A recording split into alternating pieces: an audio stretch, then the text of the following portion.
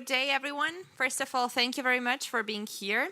Let me first introduce myself. I'm Salome Svanidze, Executive Assistant at Civic IDEA, which is a non-governmental think tank based in Tbilisi, Georgia, which covers malign influence of China and Central Asia, as well as South Caucasus. Pretty much what our panel will be about is written, which is shifting loyalties and positioning of Central Asian countries within the Russia-Ukrainian war.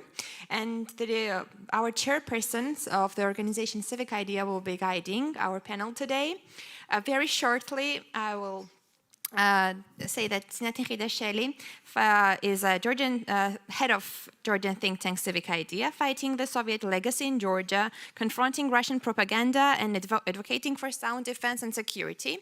Mrs. Khidashvili at different times served as the first female defense minister of Georgia, as well as she chaired the Parliamentary Committee for European Integration, as well as the Inquiry Commission into Violations of Freedom of Speech. And moreover, Tinatin was a member of the National Anti-Corruption Council for 4 years under the President of Georgia. I'll stop here and give speech to Mr. Tinatin. Yeah, it's not a panel, it's just for half an hour lightning talk, as they call it here. I never understood why it's lightning, but right. As Salome already mentioned, we are based in Tbilisi, Georgia, but we try to cover wider region to find patterns in the behaviors of different governments of the region. Region meaning not only South Caucasus, but South Caucasus and Central Asia. That is 8 countries of the former Soviet Union. Unfortunately, to say from the beginning, we do not have any contacts or any partners in Turkmenistan, so everything we do excludes Turkmenistan from that list, and everything I say excludes Turkmenistan from those perceptions or analysis. I will give it to you. What we know about Turkmenistan is just what is written on media, but not the primary sources that we can work with or talk with. As I mentioned, it's 7 countries with completely different histories, completely different vision of the future, and also different standing at this moment as we speak. Even the 3 countries of the South Caucasus, regardless of a sort of geographic closeness, are very much different. Georgia, as you know, at least claims that wants to become member of the European Union and NATO, while our neighbor Armenia is member of the Eurasian Union, together run by the Russian Federation, and Azerbaijan, you know, Azerbaijan is Azerbaijan with whatever interests oil brings to them, then those interests will guide their foreign policy as well. The Central Asian countries, some of them members of the same Eurasian Union, some of them of the, again, Russia-led security organization, some of them trying to at least keep a public image, like Kazakhstan, for example, and who actually cares about its public image, regardless of the regime that is in there, and some of them don't even care about their public image, like Tajikistan, for example, or unfortunately even Kyrgyzstan now. Kyrgyzstan by itself is a very interesting case because some of you might know it's a country that went through waves of attempts of democratization and then falling back to the authoritarianism. I myself, unfortunately, had a pleasure and what's the other word for it, the antonym of it, simultaneously, because I was part of, well, not part of course not part of, but I've witnessed the first Kyrgyz revolution after Georgia's Rose Revolution, or we like to say inspired by Georgia's Rose Revolution, when Kyrgyz went to the streets, got rid of their corrupt government, said that they were moving towards democracy. Then there were lots of dozens of Georgians going to Kyrgyzstan with different international organizations helping them with the democratic reforms. And then in 2014, I was rapporteur on Kyrgyzstan for the Council of Europe, and I was sitting in the parliament of Kyrgyzstan witnessing the vote as they were entering the Eurasian Union. And that was my sad story with Kyrgyzstan. And now, unfortunately, for this last couple of years, situation has deteriorated even more. to the extent that they've started expelling people, internationals, from their country and creating serious problems to NGOs and journalists, which never was the case before. Kyrgyzstan was no democracy, but at least they've tried. They were sort of tolerant to all kinds of dissident voices in their country, and unfortunately that is disappearing as well.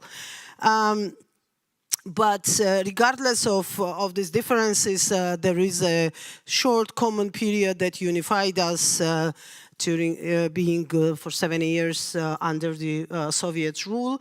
Not that much of cultural similarities, not that much of probably similar aspirations, but still this, I always say that this little post-Soviet guy sitting in our minds and kind of mentality and preventing us from being real good rule-obedient citizens is sort of something that we share, all these 7 countries together, and depending on the regimes, that post-Soviet guy is sometimes active, sometimes less active, sometimes preventing to the state building, sometimes not that much. Russia is one of those common dominators for us, relations with Russia or fear of Russia or collaboration, resistance towards Russia, policies. One of the main problems that all these countries have is that our particularly foreign policies are very often directed by the idea of what Kremlin thinks about it. The main question our policymakers in all these countries usually ask themselves before taking decisions is not what's better for our national interests or what is it that we will benefit the most, but it's kind of dictated out of fear what Kremlin thinks about it, what Putin's reaction will be towards it. And that's been the case for a long time, not only now. The world kind of rediscovered Russia now after the invasion to Ukraine, but unfortunately for these countries, for most of these countries, the problem created by Russia was there for all these 30 years of independence. Of course, it started with us in '91.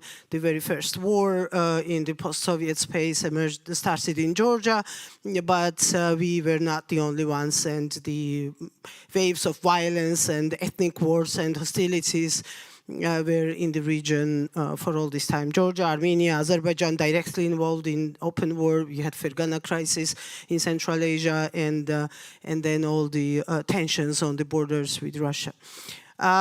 These countries, another common denominator for these countries is that all of them are searching for kind of security cover. They all understand that regardless of their size, because there's a significant difference in size, obviously, let's say if you compare Georgia and Kazakhstan, these are two completely different economies, different numbers of population, size of the country, and so on and so forth, but still, to a certain extent, they are all in the small country they fall under the small countries definition, and all of them are searching for the security cover. This is why Georgia's choice from the day one of independence was NATO. We felt that that's the only security guarantee we can get, not only defending us from Russia, but also from whatever potential threats the country might have. This is probably why Armenia decided to go with the Russia-led security organization, as well as a couple of other Central Asian countries. But at the same time, regardless of those affiliations and regardless of the progress in the process of those affiliations, the search never is over as long as the geopolitics of that region is not finally set and borders are not finally defined and all the final decisions are not made as to the sovereignty of those states. So we starting from February this year, a lot has changed, and I'm pretty sure, depending on the results of the Russian aggression in Ukraine and Russia losing this war, a lot will change, even more will change in the region and for the region. And the one, because we are on this summit and we talk about the China in the world and China's influence operations, one of the most important aspects, obviously, is the increased presence of China in all those countries. There was no single day during these 9 months of the war in Ukraine that there was no event or there was no step made by China for sort of, I use this word very often, I know it's not the best word to use, but to conquer the region and to finally control the region and have its sort of step there fixed and made it more or less permanent, as permanent it can be.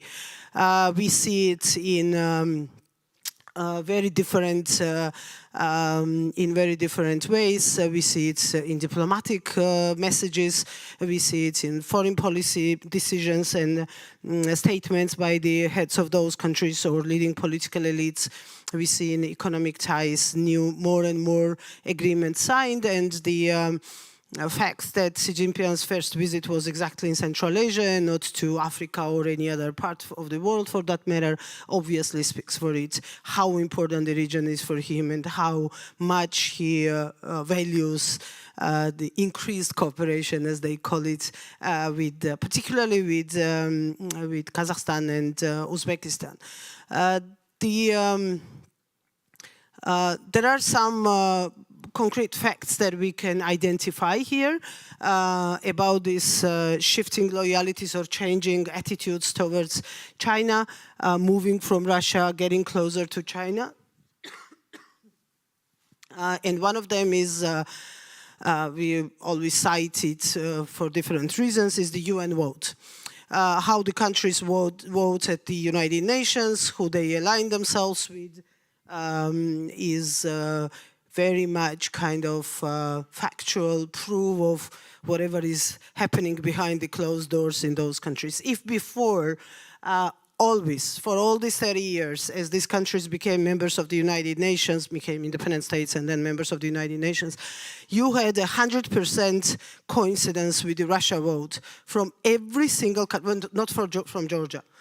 It needs to be said, on that we are safe. We never voted the same way as Russians did for all these 30 years, for obvious reasons, because of all the wars we went through with Russia. But except for Georgia, all these countries, almost all the time, with some minor exceptions from Azerbaijan at certain points, voting exactly the same way as Russia did. For the first time after the war in Ukraine, we have difference in every single vote that was conducted by the UN about the Ukraine. None of those 7 countries voted in favor of Russia. They did not vote in favor of Ukraine either. They've abstained from the vote. But if we know the story of how it worked with these countries, it's a huge success and it's a huge difference. That they did not actually went and say, Tajikistan did not go and say that, oh, of course, it was an illegal, like their president said in the first couple of weeks after the start of the war. First 2 weeks after the start of the war, leader after another, Uzbek and Tajik, both were saying in the same voice that because Ukraine did not go by the Minsk agreement rules, Russia was forced to intervene. These were the statements made by Uzbek and Tajik leaders. Only first 2 weeks. After first 2 weeks, after Putin's language became aggressive and not necessarily only about the Ukraine, but everyone else, obviously countries started to think twice before making those decisions. And then we've got, for example, Uzbek speaker and deputy speaker of parliament statements in March and then in May, when they basically attacked Russia and they were saying that Russia was violating international order and it should not be allowed and the international community should do something about it. Literally speaking, they were using this language, which was very unprecedented from the Uzbek leadership. And I'm not even talking about the Kazakhs. I don't know if you saw it, but for me, it was a historical meeting. After 30 years of this kind of complete dominance by Russians, and particularly after Putin came to power by Putin, of all this CSTO and Eurasia community, and before that the CIS meetings, for the first time Kazakh president sat next to Putin and during the meeting in front of the Putin confronted him right there in the same podium saying that Kazakhstan will never support violation of internationally recognized borders by any state. If you saw this video, the face of Vladimir Putin is just unbelievably priceless. It's like you need to keep that video forever. How shocked he looked, like he was sitting like this, looking in a concrete direction. And when Tokayev spoke, he was like, seriously? On his face was like, what are you talking about? And why? Of course, it has a history behind it, and it has reasons behind it, because Kazakhstan is probably after Georgia, that will be the first country who actually fears that if for some strange reason Russia wins this war, or if when Russia loses the war, if they will decide to have a success somewhere shown, there is a strong belief in Kazakhstan, and if I'm wrong, correct me, Danilo, that next will be Kazakhstan. Because of a border, as you know, Russia shares the largest border with Kazakhstan, because of the Russian-speaking minority, big number of the Russian-speaking minority on the other side, on the Kazakh side of the border. And this fear is there. And also on top of it, on top of the actual fact of this ethnic composition and the tensions, and not necessarily the one Kazakh nation being there represented by all national minorities living in Kazakhstan, we also have a problem of Damon, you've distracted me. We also have a problem of Vladimir Putin a couple of years ago very clearly threatening Kazakhstan. We all remember his statements during the CSTO meeting when he said that there might be problems for the other nations also if there is a disobedience from their side. And on that meeting, it was absolutely clear for everybody that he was talking about Kazakhstan, not Georgia or Moldova or anyone else, but specifically about Kazakhstan. Kazakhs remember it. He said it in front of Nazarbayev, in the face to Nazarbayev. It was not like some talk somewhere that could not be heard by Kazakhs. And now, obviously, they've got this feeling that, yeah, they might be next. That's why whatever we think about the Kazakh leadership, and I believe in this room we all think the same thing about the Kazakh leadership, on that particular issue, they are worried, they are concerned, they understand the significance of the problem, and of course there is no way that they will go and align with Russians on the war against Ukraine.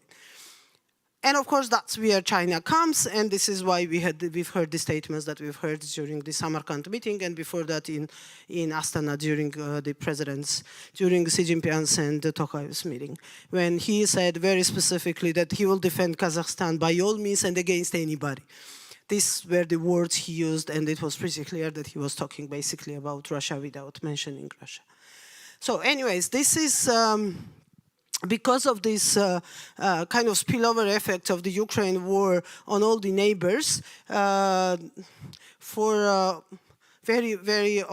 objective reasons, because unfortunately West is not that active in the region, they kind of turned to China as a savior, as this alternative who is going to be there for them if something happens. Because again, as I've started, I will finish with the same word. Unfortunately, all these 7 countries have been looking for some kind of patron for all these 30 years.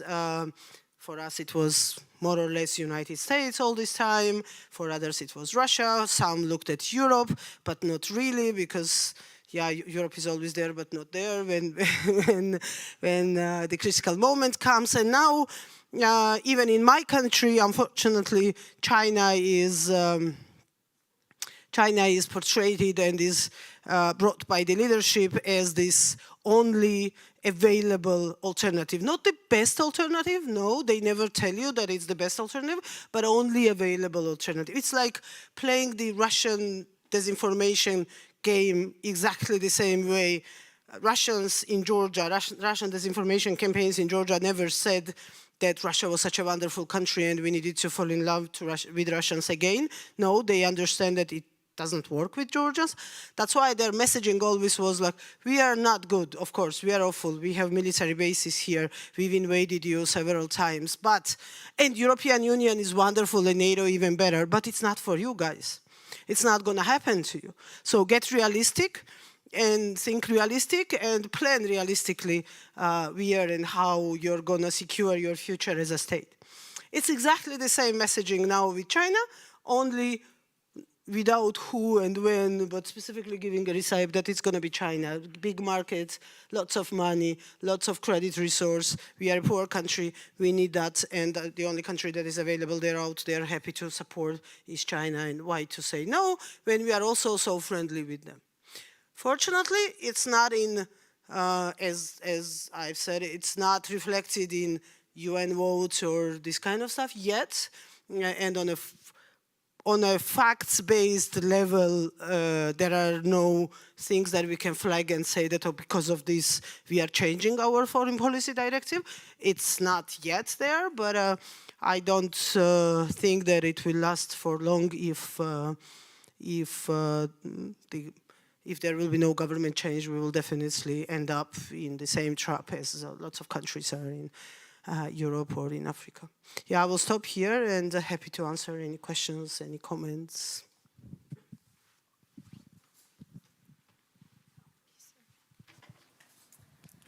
Thank you. I'm with Global Voices. You sort of answered my question partially, but I was curious if you could speak more about the manifestations that you think we might see the earliest of this leaning towards China. I mean, do you think that it's going to be more economic, political, education, technology, energy? And if you could talk specifically also about Georgia, because as you said, even just looking at the map, Georgia seems really far away from China, and yet, as you said, you know, there are so many students, and China is definitely investing into Georgia. So, yeah. Well, we are not that far away, actually. We are at least on the same continent. And because of all the, wow, this has really loud voice. Because of all the transport routes and the transit capacities role Georgia has in this whole Trans-Caspian routes, the geography is pretty close. So I don't really have any definite 100% answer why China cares so much about Georgia, why they spend so much money in Georgian universities for various research projects, media trips. We have this, we call them 7-star media trips to China, when almost every journalist who knows Georgia and who knows any journalist in Georgia, probably that guy also was on one of those Chinese trips. We were in a similar situation 20 years ago when the US State Department started it, when everybody, all the NGO leaders and media leaders and different elites would be sent to the study visits to the United States. Now it's exactly the same with Chinese, but in much bigger numbers. And these trips are really, I easily call them, without any hesitation, corruption trips. When we were sent to the United States, I've participated in one of those as an NGO representative at that time, some 23 years ago. Yeah, we would go to different cities, we would meet with think tanks, at the State Department, on the Hill. It was like a, normal 3-star hotel sort of the trips. Now, what these people are telling us, what happens to them when they go to China, it's just unbelievable. This is like a billionaire, some oligarch planning a trip for his children or something like that. And then when they come back, majority of them do some kind of reporting. This is kind of, we know there is no contract with them. It's not like a contractual obligation to do it. But as we monitor the process, all of them do 1 or 2 or 3 stories about China, how wonderful it is, and this whole idea of Chinese propaganda in Georgia so far is about positive messaging. It's not about denying anything or fighting somebody, but it's all about how wonderful it is. And one journalist even told me, I always thought she was a smart girl, and then when I asked her questions, she told me that, you know what we saw? And I was like, what? And they took us, on the first day when we arrived to China, they took us to a village populated by minority. And it was like a very poor village, and people were half of the people lived on the streets, and she told this whole disaster story. And then at the end of the trip, which is 2 weeks after that, 2 weeks, She tells me that they took us to the same place and the whole city was built already. And I was like, how do you know it was the same place? And she's like, well, that's what the host told us. Ah, okay. And you believe that in 2 weeks they built the whole city for the national minorities, put them in this, out of poverty, in this wonderful housing. She actually believed it. She actually debated the issue with me. She was like, you were not there. How do you know? I was like, okay, forget it. I said anything. But I don't know what they do with them. I don't know how they talk to them. But actually, it has an effect. And then we've got, for this last, particularly during the COVID, because there was not that much of an interaction and everything was online, we've got all this Sino media, G, Sino something, G, Sino something else, G, like all kinds of websites run by alumni of the, from the standard university programs, as well as alumni of those study visits. And public broadcasters started, which is, by the way, funded by the state budget from our taxpayers' money, started this program called, what it's called? Chinese Diaries or something? Yeah, Chinese Diaries, which is again run by the journalists who went through those trips and so on and so forth. So lots of propaganda, but again, not in a Russian way when they attack somebody, but in a very positive sort of soft power kind of thing. And academia, I've already talked about it and won't continue about it, huge number of students. And also now they started two things with NGOs.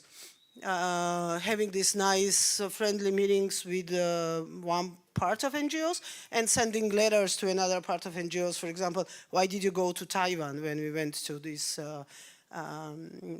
last month, you know, we all were, or most of us were in Taiwan. We've got all letters saying like, oh, you know, it's against the national interests of China, and the non-recognition policy of Georgia works both ways, and, you know, this kind of sort of, you are betraying your country, not literally saying you are betraying your country by going to Taiwan, but that's what was meant.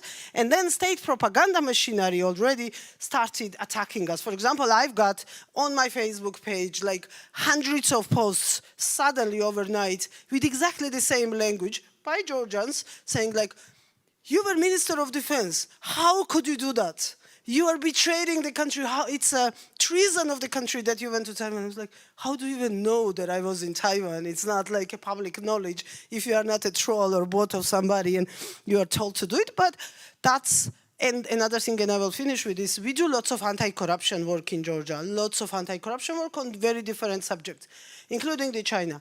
Last week, we ran together with one of the TVs a big expose on one of the Chinese companies.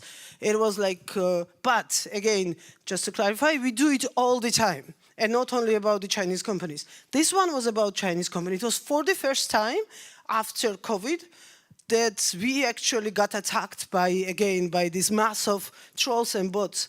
That it was a lie and nothing that was said in this program was true. And also, very important, they said that if Biden's son is working with the Chinese company, why don't you protest it? Why, and why, when our government works with Chinese company, you have a problem with it? And everybody was writing this Hunter Biden. And of course, when you get something like that in 100 messages, then you understand that somebody wrote it and just sent it over, and then these people are just using it, so you know that it's an organized campaign. It's not like just like somebody got angry and decided to write a note about it. That was very important because this organized attacks happen only when we talk about Chinese. They don't care when I talk, for example, about Russians or about others. Because it's kind of normal that I talk about Russians, so nobody objects to it. But as soon as I touch Chinese issue, then this massive thing starts like, how did you dare? It's our only savior, and now you prove once again that you don't want this country to succeed because China is the only way for our success, and now you start fighting China. So very crazy, but yeah, Salome.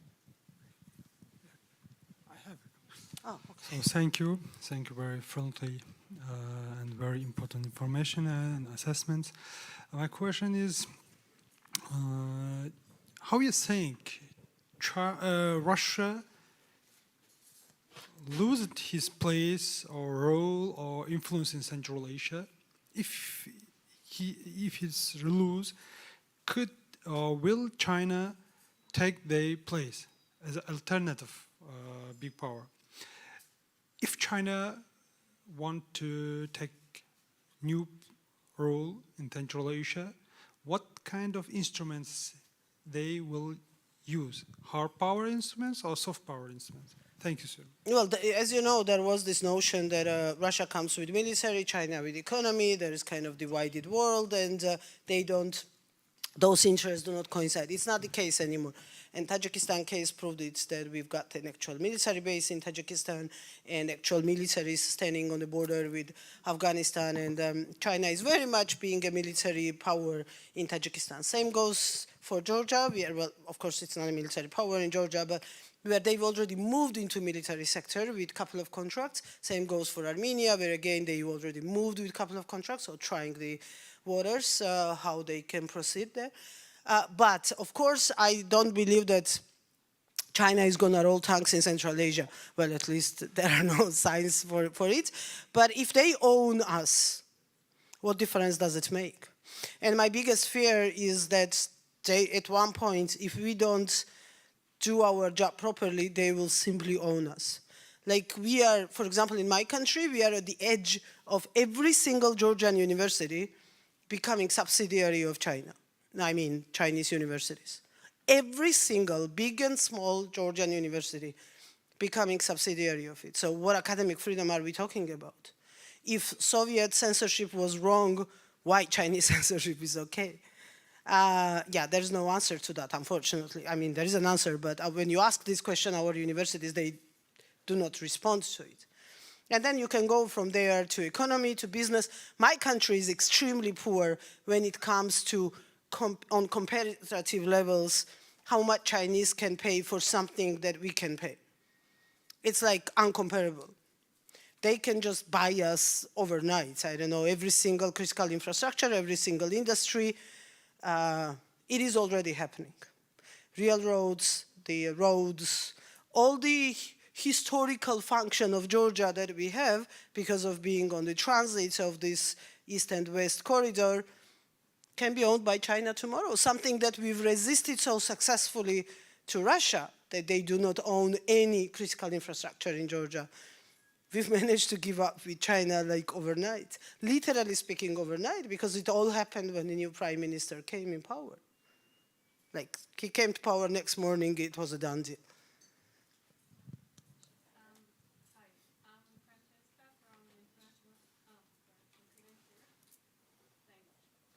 Yeah. I'm Francesca from International Institute for Strategic Studies. I was told to be very quick, so I have two questions. The first one is whether you think that in the long run, this shift in loyalties might cause some sort of friction between Russia and China.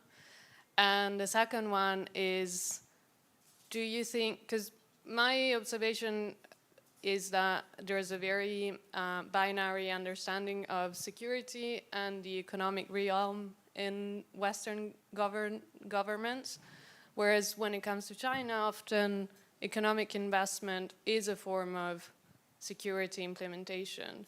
So do you think, in light of what you said earlier, that some of these countries are turning towards China because they see this availability to provide security instead of Russia? Yeah, well, to answer your first question, simply it's yes. Of course, there is no way that there at one point, unless defeat of Russia in war against Ukraine won't be so dramatic that there will be no Russia anymore. Yes, we will face that controversy between Russia and China at many places, not only over the Central Asia, I would say.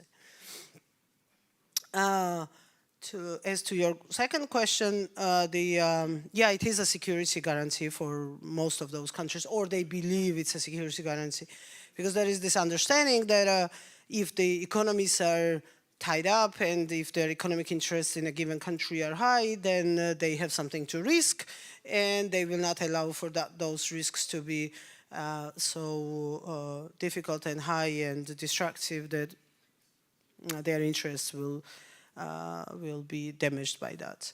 So yeah, in a way, and then those countries go to those agreements voluntarily exactly because of that, that if they don't protect us, they will at least protect their investments in our country.